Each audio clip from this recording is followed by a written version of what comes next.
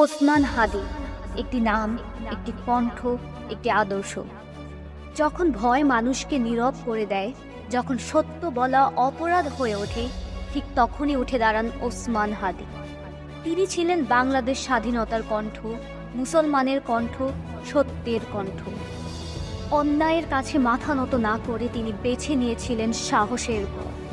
অন্যায়ের বিরুদ্ধে কথা বলা, জুলুমের সামনে দাঁড়িয়ে যাওয়া।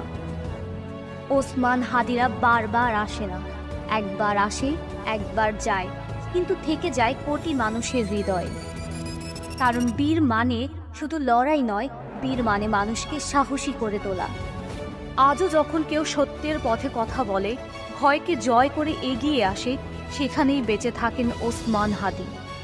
আমাদের প্রিয় ওসমান হাদি চলে গিয়েছে দুনিয়া ছেড়ে, কিন্তু শহীদ ওসমান নামে বেঁচে আছে বাঙালি, মুসলিম ও কোটি মানুষের হৃদয়ে।